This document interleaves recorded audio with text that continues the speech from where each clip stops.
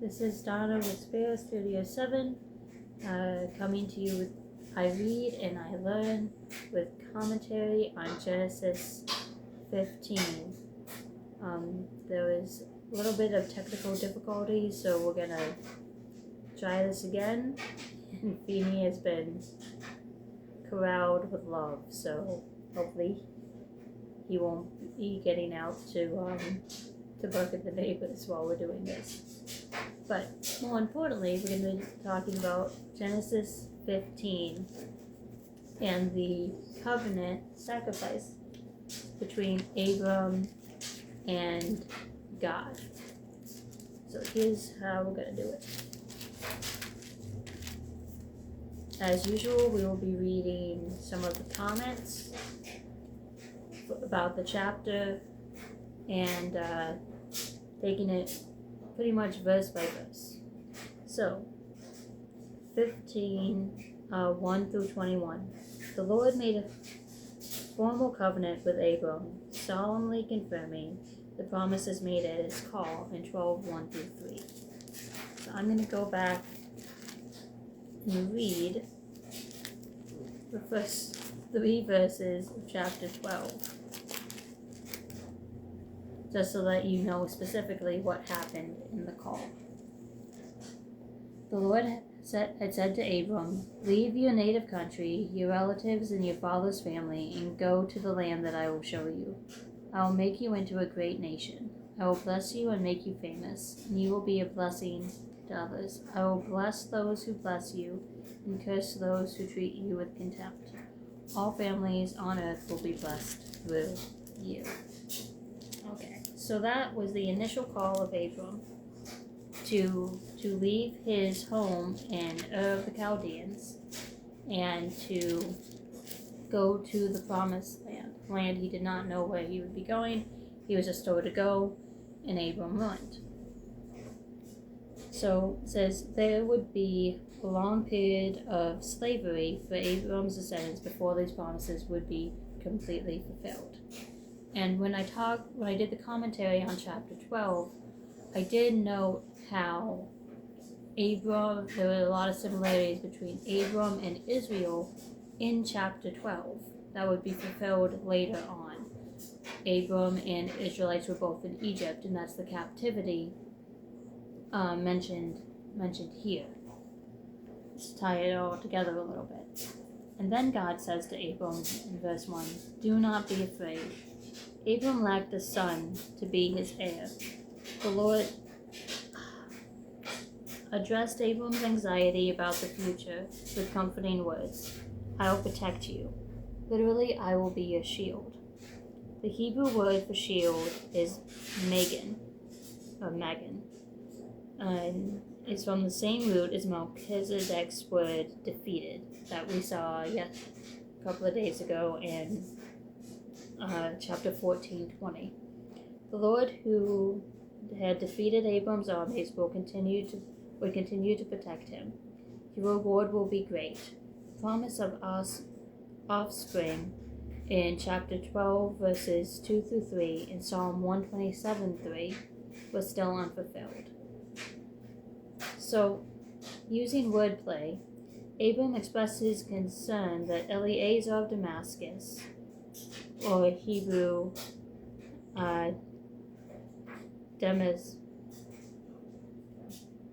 Demasek, a man in Abram's household, would be his heir.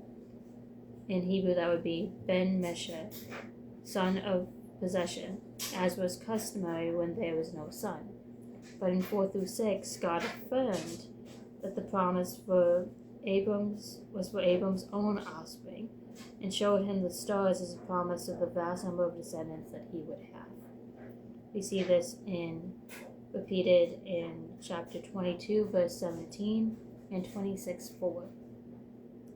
Paul quotes this promise in Romans 4:18 to underscore the strength of Abram's faith.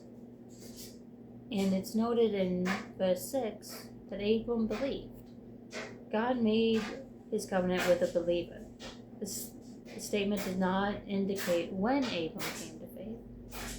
The Hebrew text does not link Abram's belief with the promise of the stars. It just says parenthetically, or in parentheses, that Abram believed God, like a side note. Abram already had faith.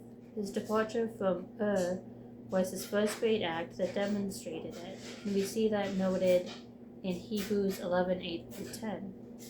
God counted him righteous because of his faith. This central statement about Abram's saving faith is quoted 3 times in the New Testament: Romans 4:3, Galatians 3:6, and James 2:23. Now, in the previous video, I had not looked up the abbreviation for the book of James yet, and I apologize, but JAS is the abbreviation for the book of James. To support the doctrine of righteousness before God by faith. And we see that it's also in Romans 4:22-23. So then we move on to verses 7-21. With a solemn ceremony, God made a binding covenant with Abram that guaranteed the fulfillment of God's promises to him. In verse 10, by obeying God's instructions, Abram gathered 3 herd animals, the cow or heifer, the goat, and the turtle dove. Let's see. Oh, sorry. The turtle dove he did not cut in half, but the heifer or the goat, the cow, the female goat, and the ram, he all cut in half. And the cutting the animal symbolized the oath, indicating that the covenant maker staked his own life on his word.